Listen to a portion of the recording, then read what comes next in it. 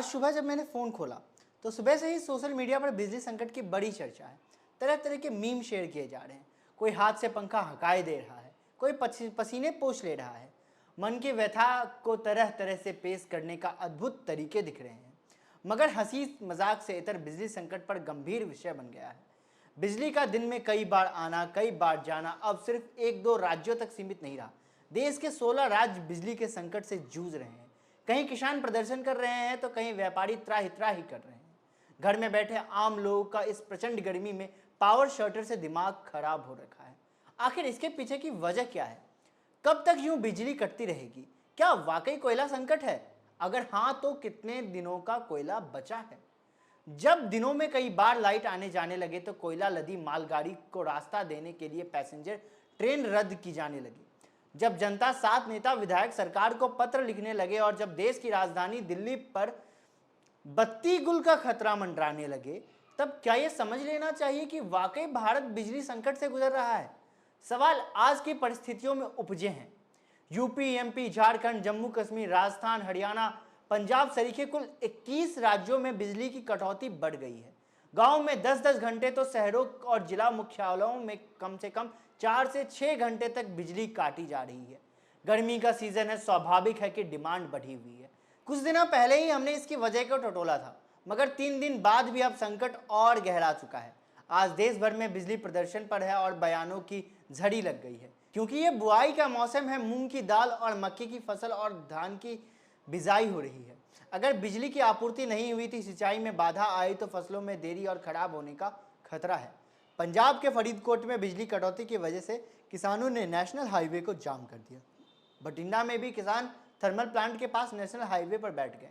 चंडीगढ़ में किसान यूनियन सिंहपुर के किसानों ने NH7 को जाम कर दिया। अमृतसर में तो किसानों ने पंजाब के बिजली मंत्री हरभजन सिंह को घर का घेराव कर लिया। मंत्री के खिलाफ मुर्दाबाद के नारे लगे। गुरुवार को पंजाब में 75,000 मेगावाट की अधिकतम मांग के मुकाबले उपलब्धता केवल 44,000 मेगावाट की रही। पावरकॉम के महंगे दाम, बाहर से बिजली की खरीदी, लेकिन वो भी नाकाफी रही। उद्योग की बिजली में कटौती हुई, मगर फिर भी जरूरतें पूरी नहीं हो पाई, जिस वजह से किसान सड़क पर हैं। अब सवाल है कि बिजली के लिए इस तरह के प्रदर्शन होते आखिरी बार आपने कब देखा था? सवाल जरूरी है। पिछले साल ये खबर खूब उड़ी थी कि कोयला खत्म होने वाला है, इतने दिनों का कोयला बचा है, उतने दिन का बचा है। ऐसे प्रदर्शन तब भी नहीं हुए थे। इस बार स्थितियां थोड़ी चिंताजनक है, क्योंकि बाकी तो छोड़िए, राजधानी दिल्ली में भी दिनों से संकट गहराता जा रहा है। इसको लेकर दिल्ली के ऊर्जा मंत्री सत्येंद्र जैन ने पर्याप्त कोयला आपूर्ति को लेकर केंद्र को पत्र लिखा है। इसमें लिखा गया है कि दादरी राष्ट्रीय राजधानी पावर स्टेशन और Firoz Gandhi Unchahar thermal power plant को बिजली आपूर्ति बाधित होने पर दिल्ली मेट्रो अस्पतालों समेत कई जरूरी संस्थानों को 24 घंटों बिजली आपूर्ति देने में दिक्कत हो रही है। पत्र में एक तरीके से अलार्मिंग सिचुएशन की बात कही गई है। सत्येंद्र जैन की तरफ से प्रेस कॉन्फ्रेंस भी की गई। सत्येंद्र जैन ने दावा किया कि दिल्ली के कई प्लांट्स में सिर्फ एक दिन का कोयला का स्टॉक बचा है। सिर्फ एक दिन का। सोचिए, हर रोज कोयला आता है, हर रोज बिजली बनती है। डर इस बात का है कि अगर किसी आपूर्ति में देरी हुई तो बात बिगड़ सकती है। दादरी, ऊंचाहार, कहलगांव, फरक्का और झज्जर पावर प्लांट से 1751 मेगावाट बिजली हर दिन दिल्ली भेजी जाती है। दिल्ली को ज़्यादातर आपूर्ति 728 megawatt Dadri sub station 2 power plant से की जाती है। वहीं ऊंचाहार से 100 मेगावाट बिजली की आपूर्ति होती है। नेशनल पावर पोर्टल के डेली कोल रिपोर्ट के मुताबिक इन सभी पावर प्लांट में कोयले की कमी है। राजधानी दिल्ली के सबसे अधिक बिजली एनटीपी दादरी 756 मेगावाट और एनटीपीसी दादरी 2 728 मेगावाट से मिलती है। इसके बाद दूसरा नंबर झज्जर थर्मल प्लांट का है, जहां पे 693 मेगावाट का बिजली आता है। और है भी शनशन 444 megawatt NTPC Rihand, 358 megawatt NTPC Singrauli, 300 megawatt Kahalgaon, 157 megawatt SJVNL north Jhakri, 142 megawatt वोंजान ऊंचाहार, 100 मेगावाट और अन्य पावर प्लांट से भी बिजली मिलती है।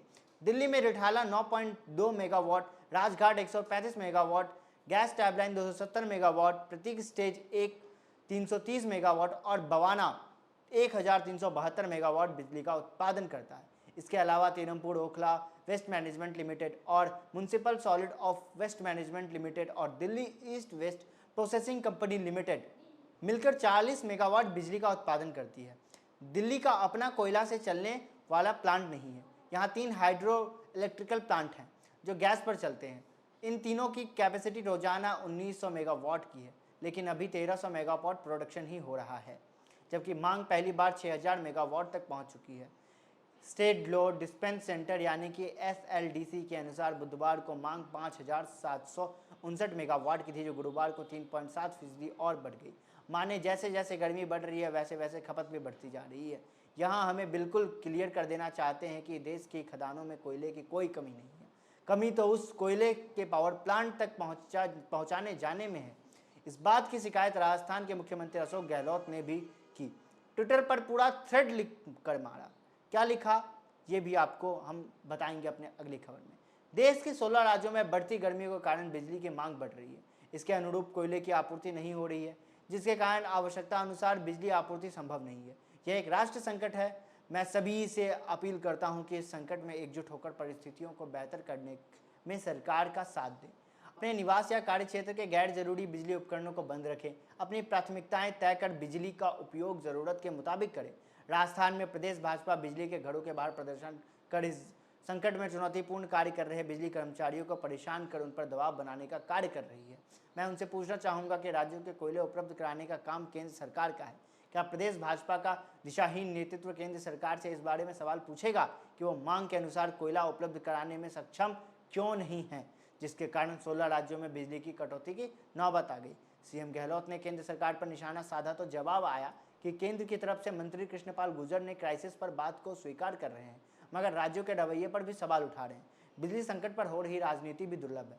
राजस्थान में बिजली कटौती हुई तो राजस्थान के बीजेपी के नेताओं ने फतेहपुर शेखावटी में कांग्रेस सरकार के खिलाफ हाथ वाले पंखे हमारे तरफ बेना कहते हैं उसको लेकर विरोध प्रदर्शन किया। तो जम्मू में कांग्रेस कार्यकर्ता ने बीजेपी सरकार के खिलाफ प्रदर्शन किया, यानी एक दूसरे पर आरोप और दोष मढ़ने का काम किया जा रहा है। अब सवाल है राजनीति से इतर इस संकट में उभरने के लिए रास्ता क्या है। देखिए, बिजली देने का काम राज्य सरकार करती है, मगर जिस कोयले से बिजली बनती है उसकी आपूर्ति का जिम्मा केंद्र सरकार के कंधों पर है। अब रास्ता यही है कि तेजी से कोयले को पावर प्लांट तक पहुंचाया जाए, जिसके लिए ऊर्जा मंत्रालय रेल मंत्रालय के साथ काम कर रहा है। देश भर में 240 पैसेंजर ट्रेनों को कैंसिल कर दिया गया ताकि कोयला ले जा रही मालगाड़ियों के रास्ते में रुकावट ना आए। इसके अलावा रेलवे अब 400 कोल रैक्स चला रहा है, जो अब तक का सर्वाधिक है। पिछले 347 कोल रैक्स चल रहे थे। पूर्व मध्य रेलवे के DU रेल मंडल पहले मुगल सराय के नाम से जाना जाता था। उसकी बात करें तो इस डिवीजन में रोजाना 50 से 60 की संख्या में कोयले की रैक निकलती रहती थी। पूर्व मध्य रेलवे दानापुर, धनबाद और दीनदयाल उपाध्याय रेल मंडल से होकर कोयले की रैक उत्तर प्रदेश और अन्य राज्यों के स्थित अलग अलग पावर प्लांट तक पहुंचती थी। यूँ तो मालगाड़ियों और पैसेंजर ट्रेनों में परिचालन की मॉनिटरिंग रेलवे लगातार करता रहा है, लेकिन पावर प्लांट्स का कोयले का ये संकट देखते हुए रेलवे द्वारा विशेष सतर्कता बरती जा रही है। और ये जरूरी है कि दैनिक भास्कर की खबर के मुताबिक कोल इंडिया ने भी स्वीकार किया है कि वो बिजली प्लांट्स को 16.4 लाख टन कोयले की सप्लाई कर रहा है, जबकि कोयले की मांग कुल 22 लाख टन तक पहुंच चुकी है। ये थी हमारी पावर क्राइसिस को लेकर रिपोर्ट।